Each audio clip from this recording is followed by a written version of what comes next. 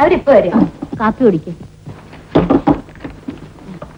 Baby, ഞങ്ങളെയൊക്കെ ഓർമ്മയുണ്ടോ? മറന്നുപോയോ മോളെ? ജോണിക്കുട്ടിയെ കണ്ടിട്ട് നനഞ്ഞു കുടിച്ച ഗൃഹണത്തിയ മാതിരി ഉണ്ടല്ലോ. സിംഗപ്പൂരിലാവും പട്ടിണിയായിരുന്നോടി ബേബി. ആണുങ്ങളെല്ലാം കോലം തിരിയുന്നുള്ള കാരണം അവരുടെ പെണ്ണുങ്ങളാ. ജോണിക്കുട്ടിയെ അപ്പടി ഒപ്പി വെച്ചിരിക്കുക. ഇവരുടെ മൂക്ക് നോക്ക്. കൊച്ചിലെ ജോണിക്കുട്ടിയുടെ മൂക്ക് ഇതുപോലെ.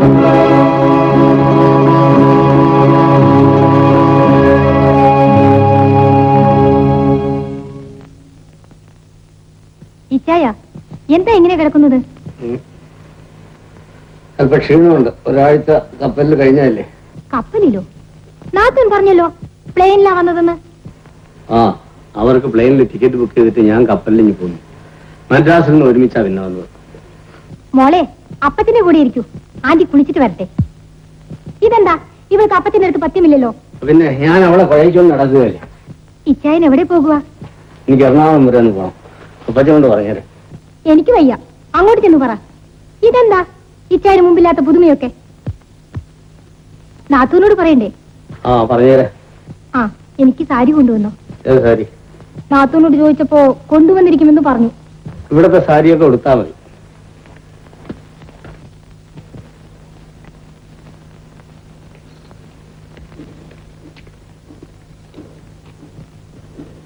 നാത്തൂൻ എന്താ ഒരുമാതിരി നഞ്ഞു വിഴുങ്ങിയ കാക്കമാതിരി ഇരിക്കുന്നത്?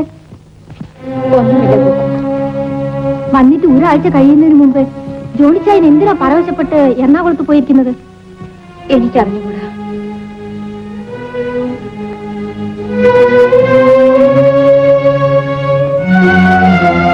എന്താണ് ഇതിനർത്ഥം? ഇത് മുഴുവൻ ഇച്ചായൻ കുടിച്ചു തീർത്തതല്ലേ? കുടിക്കരുതെന്ന് ഞാൻ എത്ര വട്ടം കരഞ്ഞു പറഞ്ഞു. ഇച്ചായൻ ഇങ്ങനെ കുടിച്ചു നശിക്കുന്നത് എന്തിനാ നാത്തൂന്? ഇച്ചായൻ മുമ്പ് ഇങ്ങനെ ആയിരുന്നില്ലല്ലോ. സിംഗപ്പൂരിൽ വെച്ചും ഇച്ചായൻ കുടിക്കുമായിരുന്നു. എന്നോട് പറയൂ, നിങ്ങൾ പിണക്കമാണോ? അല്ല. എന്നോട് കള്ളം പറയണ്ട. വിവാഹത്തിന് മുമ്പ് എന്റെ ഇച്ചായൻ മദ്യം കൈകൊണ്ട് തൊട്ടിരുന്നില്ല. ഇന്നൊരു മുഴു കുടിയനാണ്. അതിന് കാരണം നാത്തൂനാണ് അല്ലേ? നാത്തൂനി, നിങ്ങൾ വന്ന ദിവസം മുതൽ ഞാൻ ശ്രദ്ധിക്കുന്നുണ്ട്. ഭാര്യ ഭർത്താവിനെ പേടിച്ചു മാറുന്നു. ഭർത്താവ് ഒഴിഞ്ഞു മാറുന്നു. അപ്പൻ മകളെ ഒന്ന് എടുക്കുകയോ ഓമനിക്കുകയോ ചെയ്യുന്നില്ല. ഇതിന്റെ എല്ലാം അർത്ഥം ഞാൻ ഇച്ചായനോട് ചോദിക്കുന്നുണ്ട്. മോളെ, കൈപ്പശ്ശേരിയിൽ നിന്ന് ഒരാൾ വന്നിരിക്കുന്നു.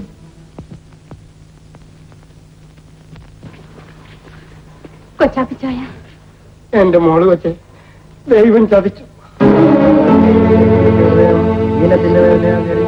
മരണഭയത്താൽ ബാധിക്കപ്പെടുകയും എന്റെ രക്ഷയുടെ ശത്രുക്കളോട് ചെയ്ത പോരാട്ടത്താൽ ക്ഷീണിക്കുകയും ചെയ്യുമ്പോൾ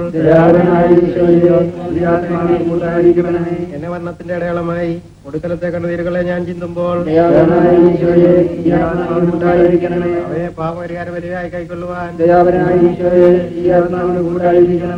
ഭയങ്കരവും ഭയം നിറഞ്ഞതുമായ രൂപങ്ങളാൽ എന്റെ നിരൂപണം എന്റെ മാതാപിതാക്കളും സ്നേഹിതരും ചുറ്റും നിന്ന് എന്റെ ദുഃഖസ്ഥിതിയെ കണ്ട് കരയുകയും എനിക്ക് വേണ്ടി അങ്ങേ വിളിക്കുകയും ചെയ്യുമ്പോൾ എന്റെ ഹൃദയത്തിന്റെ ഒടുക്കത്തെ നിലനിർപ്പുകൾ ശരീരത്തിൽ നിന്ന് ആത്മാവുകൾ വേർപിരിയാൻ നിർബന്ധിക്കുമ്പോൾ അവയെ അങ്ങേയുള്ള ഒരു ജീവിതാലിന്റെ ഫലമായി കൈക്കൊള്ളുവാൻ